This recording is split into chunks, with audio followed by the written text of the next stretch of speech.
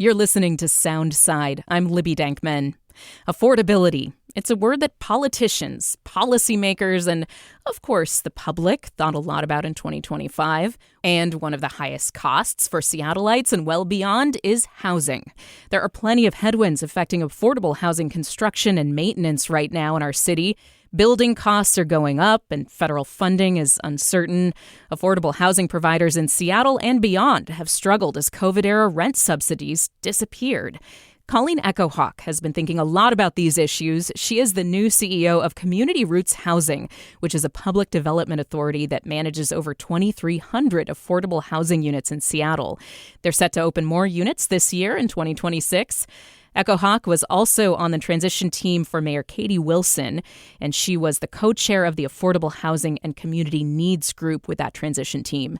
She's here to talk about the picture for her organization, Community Roots, and affordable housing at large in the city. Colleen Echohawk joins me now. Welcome. Thanks for being here. Thank you, Libby. I'm really excited to talk with you today. And, these topics are just near and dear to my heart as well as everyone who lives here in Seattle. So it's a good way to start the year. Yeah. I should note you were formerly on KUOW's board, no longer. It's been a few years, but just for transparency's sake, former member of KUOW's board of directors. So let me ask you about the transition team work first. You were on the mayor's transition team focused on this issue of housing and affordable housing. What kind of priorities did you and the fellow members of the transition team really focus on? Yeah, well, the transition team for Mayor Wilson has been just an incredible, interesting process. And I just want to note that we are going to continue this transition process throughout January because we're still kind of gaining traction and finding ways to get more feedback from the community. But I think overall, we know that this is a mayor that is excited about pushing affordable housing for our community.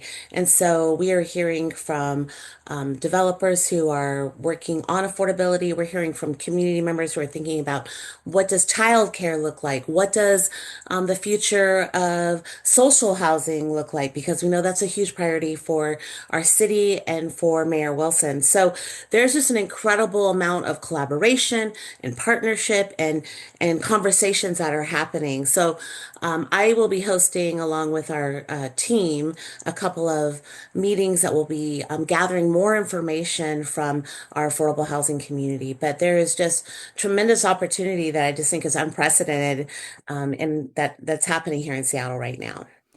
Based on your work with the transition team, what do you expect the new mayor to be tackling first when it comes to housing?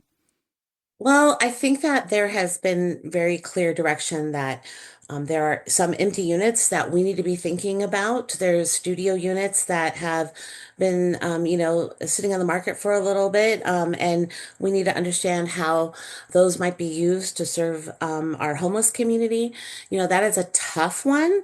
I have a big background in working and serving our homeless community, and so I think that is something that's going to have to be carefully rolled out. And there's a lot of unanswered questions. But I think that what is really clear is that we as a larger community care about our homeless community. We care about every member of the city. So how do we find ways to make this work and to make this be something that can really truly set a precedent for us moving forward? And then just building more housing. That's the other thing. We have the social housing development that's going to be rolling out. And then, just thinking about the future of the Office of Housing, just trying to, I think accelerate those processes. And I think our new mayor is really trying really hard to listen and understand in this first few months of her administration. Let me ask you a little bit more about the vacancy situation. So for people to understand, basically Seattle is experiencing a confusing phenomenon where we have thousands, an estimate of like 3,000 affordable units, mostly studios and one bedrooms that are aimed at people that are at like 60% of area median income. So like not the most needy on the scale, but still qualify for affordable housing. And those vacancies have popped up according to what I've read, because basically market rate housing in those studio and one bedroom areas slowed down the rent increases. And so you started to have like a Venn diagram where the affordable studios were overlapping with the market rate studios, and people were choosing the market rate studios. So you've talked a little bit about this, saying it's going to be a challenge, but Mayor Wilson has talked about the idea, and I talked about this on the campaign trail a lot, of using a housing levy that the voters passed, using some of those dollars to convert some of those vacancies to permanent supportive housing. Now, you call that challenging. Can you explore a little bit with me what that might look like and what challenges might arise? Oh, wow. There's so many challenges. Yeah. To answer your question directly, I think that, you know, I don't believe that it's permanent supportive housing that Mayor Wilson is talking about when we think about these empty units.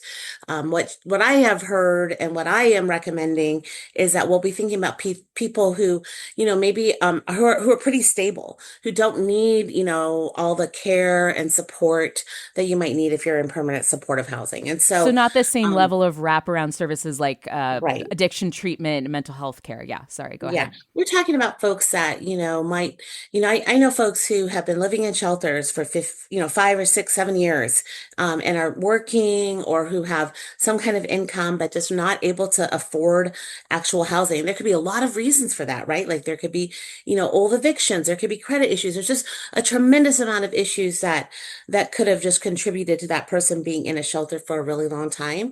And so those are the kinds of folks that I believe Mayor Wilson is considering and thinking about. And so, that's tough. I said it's challenging for our affordable housing community. It's challenging for me. We have a lot of different issues that could come up. Well, I've experienced this when someone has been outside or been in a shelter for a long time. Moving into housing can be scary.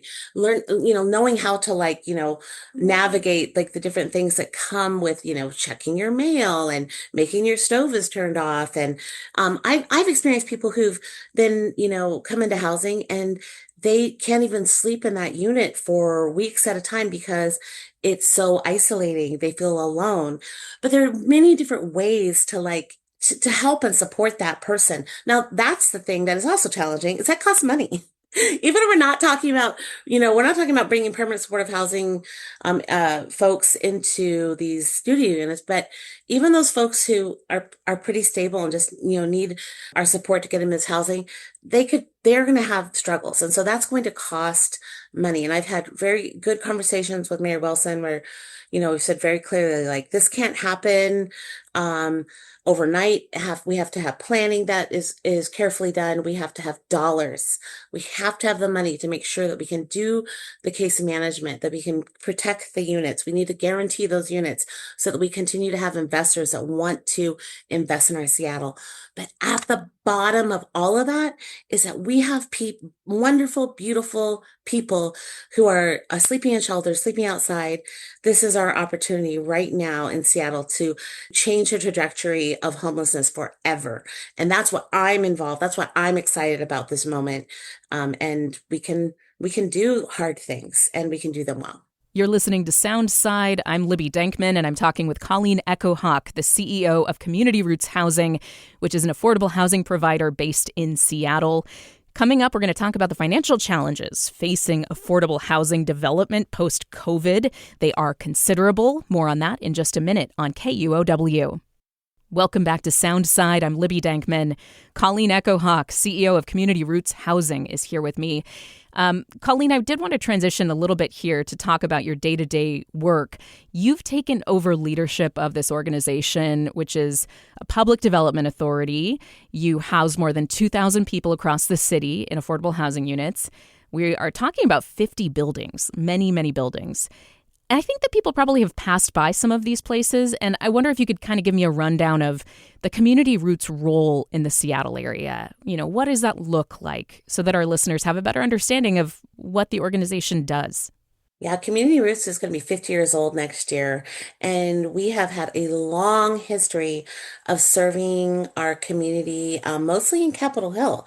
It is an absolutely pleasure, and it's so exciting to become, the new CEO at Community Roots and support our staff, support our board, and also for me, most importantly, supporting our residents. Like we have some incredible people who live in our buildings, and my hope and is that as I continue on in my tenure, I've been here 3.5 months now, that our residents will become more and more of a part of how we do leadership at Community Roots Housing. I'm really thrilled that my predecessor, Chris Parsons, who has just done incredible work at Community Roots Housing, he and the team have set up a resident advisory council, which I think is going to be so important for the future of not just Community Roots Housing, but also for the future of the affordable housing sector here in Seattle. So I think that there's just tremendous amounts of exciting work for us.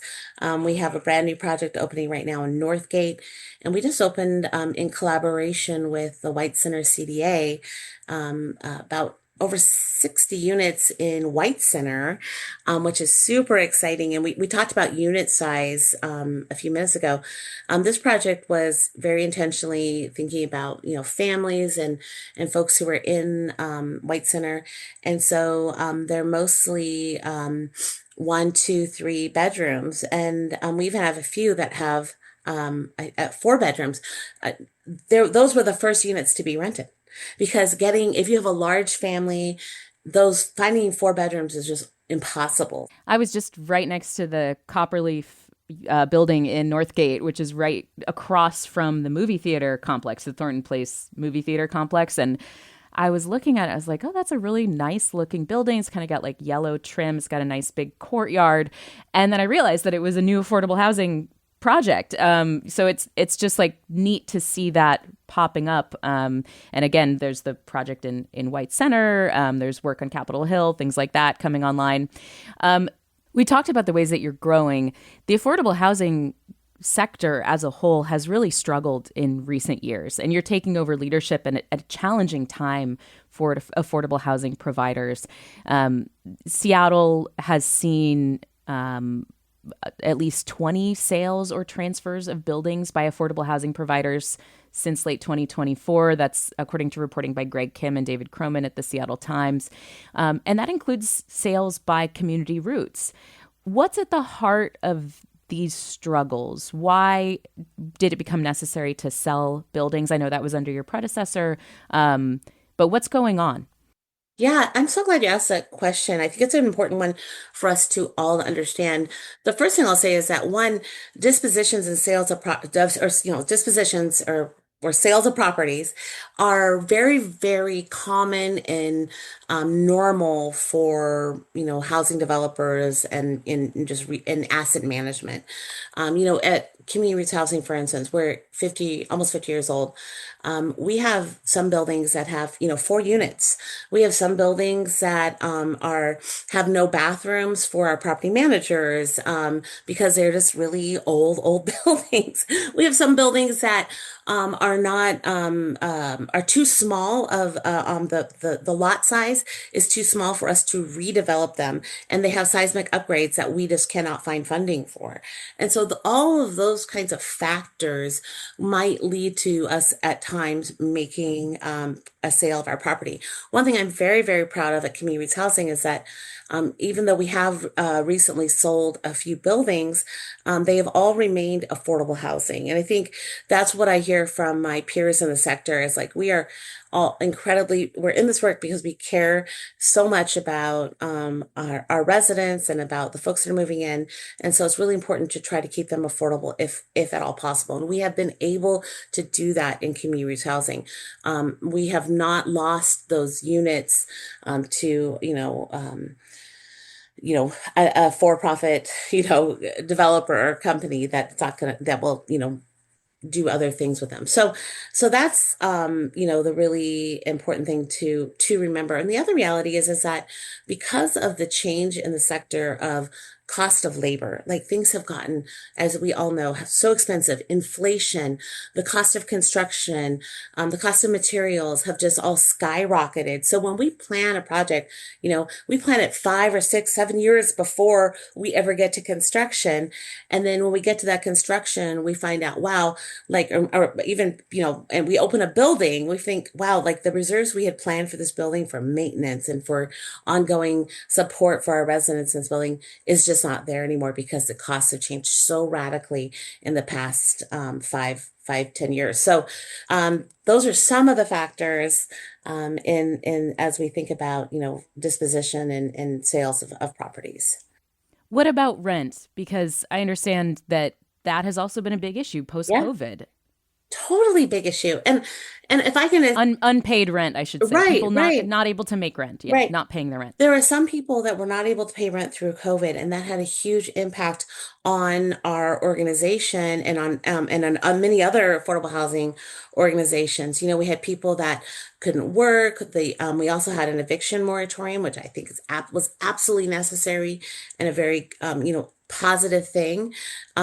And it's continued to have reverberations down the road. And so we, are facing, we have buildings that, we look at our reserves, we look at the way that the upkeep that needs to happen, and we just don't have the dollars that we need to do that. So we're balancing a lot of different factors, and there's no super clear answers yet, but we're getting closer and closer. And I should say there are one clear answer is, collecting on those rents, and looking at, how do we even increase the rents? There's some units that are very under market, but then we have like, what I'm calling our mission, you know focus, like how do we say focus on our mission of providing affordable housing and think about small rent increases. So that's something that the team and I are thinking about quite a bit, and our board of directors, because we just have opportunities ahead of us, and we also need to stay really viable so we can continue to be building affordable housing. Seattle said in December that it's going to spend more to help affordable housing providers. $28 million announced. I believe that was in late November or December that was announced. Basically, there's a big question, I feel like, swirling because the city has had to kind of ante up more dollars about whether affordable housing providers are sustainable or viable. Like, is this a viable business or, the service? What do you think about that, about like long-term sustainability questions? Mm-hmm. Oh, I think it is. And I'm glad you're saying it, and I'm saying it out there too. Like we are. It is questionable right now, right? Like we know that, like the sustainability of the future of affordable housing sector is wobbly. It's unclear, but it has to get clear. It has to become viable and sustainable. And that means, for me, I'm thinking about how do I get out there and fundraise? How do I let people know about this work? How do we do better storytelling so that we can help people understand, how incredibly hard it is right now? I will tell you, not one person in my agency wants to evict someone. That's a terrible thing that we're faced with right now, and we know that, wow, if we could evict that person, then we could get someone in there who's going to pay the rent. But is that helpful to the system? And so what we need our government partners to come alongside. We need our philanthropic partners to come alongside and say, wow, we know that your mission is strong and that you're willing to get out there and do this work, and that you're going to need some more support because the world has really changed in the past, 5 years. So I hope we can talk, next year, and I'll have really clear answer on how it's going to be sustainable. But we've got a lot of unanswered questions at the beginning of the year. You brought up evictions. That was going to be my next question, because that has been a really difficult topic for affordable housing providers to approach. Eviction laws, anti-eviction laws, tenant protections in Seattle are very strong. That is something that housing advocates, tenants' rights advocates have fought for. But affordable housing providers have said that has created a lot of challenges where you do have some problem tenants, some people who are not paying rent or even causing issues in buildings that there's no option to evict that person. There was an effort at the city council level to address some rules. An example being that people right now in Seattle can add a roommate to their unit without getting a landlord's approval. These are the types of things that Kathy Moore, when she was on the council, was looking at addressing with the support of like the Affordable Housing Consortium and a bunch of affordable housing providers. Now that effort fell apart, but it could be revisited this year.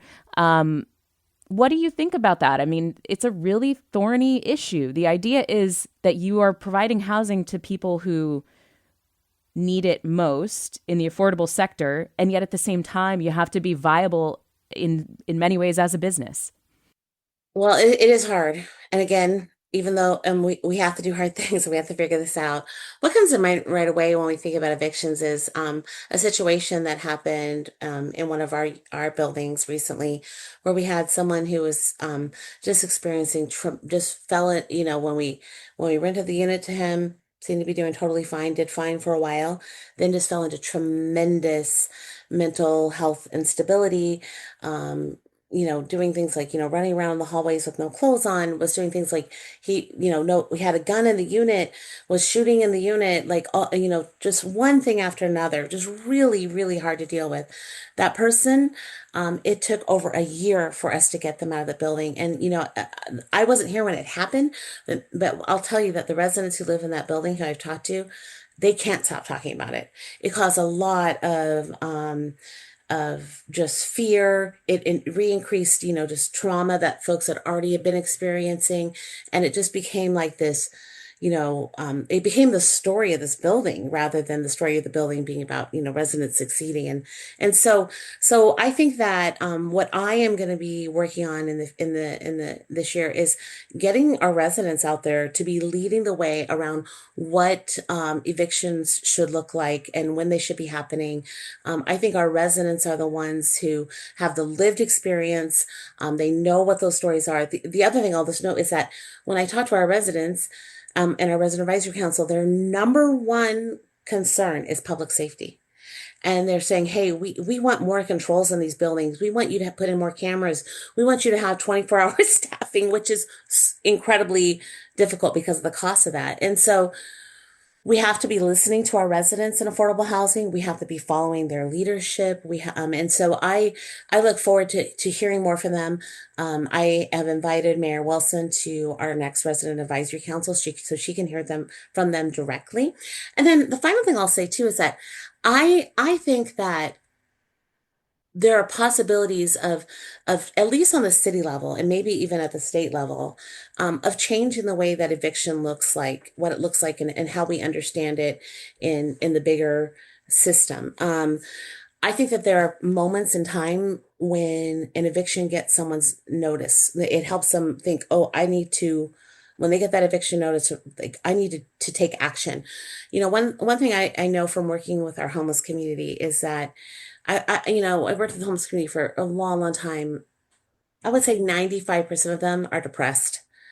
And that if you're in affordable housing and you've been struggling and things are hard and you're not getting the help and support you need around depression or whatever other kind of mental health issue might be happening, um, you know, that eviction notice could help you maybe move a little bit and think about what could be next for that individual. So I'd like to take away like the incredible sting of eviction and seeing what is it, and maybe calling it something else. Like let's change. We have a moment in time to change the way things have always been done.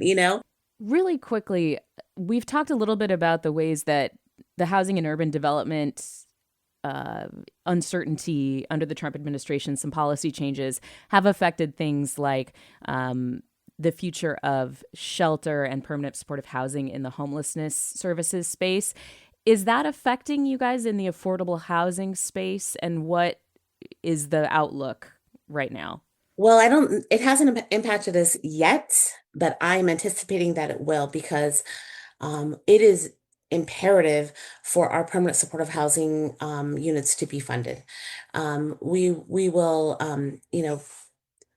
permanent supportive housing, it is not perfect, but the data clearly tells us that it's saving our system money, and we need to continue to be, supporting our permanent supportive housing providers out there. So, I think that we will likely have a situation where the city or the state is going to have to be putting money that might have gone into affordable housing into permanent supportive housing. I don't know yet. Like we don't know. I hope that we can do both and, right? Yeah. So But that could cascade it could basically cascade. to your Absolutely. affordable housing sector. Yeah. It absolutely could cascade, and we just going to have to see how it plays out. I've laid out a lot of the challenges for this role that you just took over in October, right? You've been in the job just a few months. What will success look like for you in 2026, just before we go? Success for me is going to be that our residents know and are and feel like they are part of the leadership of affordable housing as we move forward. Success for me is going to be finding ways to make sure that our units are sustainable and that community roots housing will go on for another 50 years. Success for me is going to be that we are ensuring that our staff are practicing wellness and are not getting burned out. And then finally, I think it's going to be preservation of some of our current buildings. What I'm really, really excited about a few of our projects that I think we can reinvest in and make sure that they are going to be part of the portfolio for a really long time. We have a project in Belltown called the Devonshire that is just one of the it's 100-year-old building that has been completely renovated. It's maintained its original core and structure, and it has these incredibly big, it's big studios and one bedrooms that are just incredible units. And I think that that is like a perfect example of how the Office of Housing supported preservation and low-income housing tax credit investors said, wow, we see this opportunity. And so more projects like the Devonshire are going to be really just what makes community roots housing successful as we head into or as we're into 2026. Colleen Echohawk is CEO of Community Roots Housing, the affordable housing provider based in Seattle. Thank you so much for sitting down with me. I've really appreciated it. And I know we covered a lot. It's a steep climb, but it's such important work. So I really appreciate your perspective on this. Thank you, Libby. And I appreciate you and KUOW so much. Appreciate all that you all do. Thank you. Thanks for listening to Soundside. Don't forget you can listen live on KUOW 94.9 FM Seattle at noon and 8 p.m. Monday through Thursday, or anytime online at KUOW.org or on your favorite podcast app.